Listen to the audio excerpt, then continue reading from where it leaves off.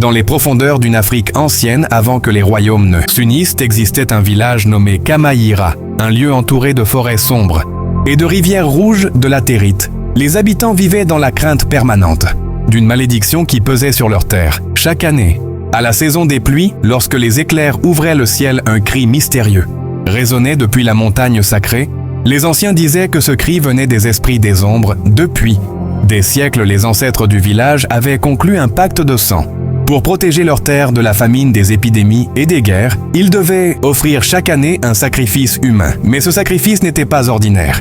C'était toujours un enfant albinos. Selon leurs croyances, la peau blanche de l'albinos reflétait la lumière de la lune et son sang versé dans l'obscurité ouvrait le passage entre le monde des vivants et celui des esprits. Chaque année, le grand prêtre sorcier, un vieil homme à la barbe grise et aux yeux noirs, nommé Bakari, parcourait le village. Il frappait le sol de son bâton orné de crânes et déclarait que les esprits réclamaient leur dû. Les familles qui avaient donné naissance à un enfant albinos tremblaient de douleur, car elles savaient que le sort de leur enfant était déjà scellé. On arrachait l'enfant des bras de sa mère. Malgré ses pleurs et ses cris, et les guerriers l'emmenaient jusqu'à la forêt interdite. La nuit du sacrifice, lorsque la lune ronde brillait au-dessus du ciel, les tambours résonnaient comme des battements de cœur. Les villageois vêtus de pagnes rouges formaient un cercle autour du rocher sacré. Dressé au milieu de la clairière, l'enfant albinos nu était placé au sommet de cette pierre noire. Bakari traçait des symboles sur sa peau fragile avec de la poudre de kaoline. Puis il levait son couteau rituel, couvert de runes, et chantait en invoquant les esprits. Quand la lame plongeait,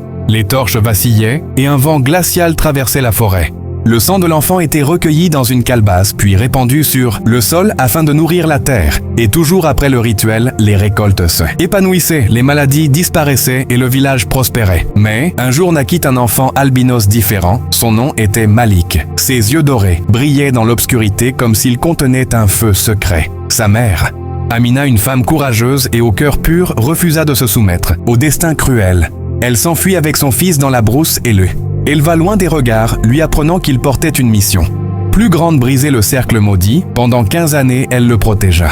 Mais Bakari, guidé par ses esprits et ses corbeaux noirs, finit par retrouver leur cachette. Malik fut capturé et ramené au village. Cette année-là, le rituel fut préparé avec plus de faste que jamais, car Bakari croyait que le sang de Malik, avec la lueur dorée de ses yeux, lui donnerait un pouvoir sans limite. La foule se rassembla autour du rocher.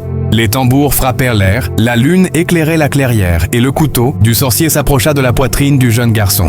Mais Malik ne trembla pas. Il fixa Bakari de son regard incandescent et dit d'une voix puissante: « Tu crois servir les esprits, vieil homme, mais en vérité, tu nourris l'ombre qui vous dévore. » À cet instant, le ciel s'assombrit, la lune s'éteignit et le rocher sacré se fissura. Du sol montèrent des hurlements terribles sons. Étaient pas les voix d'esprits protecteurs, mais des âmes prisonnières, enchaînées depuis des siècles. Les villageois comprirent avec horreur que le pacte ne protégeait pas leurs ancêtres, mais les emprisonnait. Chaque sacrifice n'avait fait qu'ajouter des chaînes à une entité sombre. Malik, dans un dernier élan, toucha la pierre, et son sang jaillit. Mais au lieu de nourrir l'ombre, il brûla les chaînes invisibles. Les hurlements se changèrent en chants, et les âmes s'élevèrent vers la lumière. Bakari, frappé par la vérité, tenta de fuir, mais ses propres corbeaux se retournèrent contre lui et le déchirèrent. Le sorcier disparut, englouti dans les flammes de son propre pacte. Malik, épuisé, s'effondra sur le rocher. Sa mère Amina courut vers lui, le tenant dans ses bras. Avant de rendre son dernier souffle, il lui dit doucement: « Maman, le cercle est brisé. Plus aucun enfant ne mourra pour les ombres. » Et il s'endormit à jamais. Depuis ce jour, plus aucun albinos ne fut sacrifié dans le village de Kamaïra. Le peuple prospéra sans avoir recours au sang, car la terre n'avait jamais eu besoin de meurtre, mais seulement de vérité. Pourtant, certains anciens disent que les nuits de pleine lune, on peut encore voir l'ombre de Malik assis sur le rocher fissuré, les yeux d'or brillant dans l'obscurité, veillant pour que jamais plus les hommes ne se lient aux ombres. Et toi qui écoutes cette histoire, retiens une chose importante: les sacrifices de l'ombre n'apportent jamais la paix seule. La lumière de la vérité libère les peuples. Garde toujours ton cœur pur et ta conscience éveillée, car le mal revient toujours vers celui qui le nourrit. Si tu veux continuer à découvrir des histoires anciennes, mystérieuses et puissantes, abonne-toi et rejoins ce voyage spirituel. Chaque histoire porte une leçon et chaque légende cache une vérité qui peut éclairer ta vie.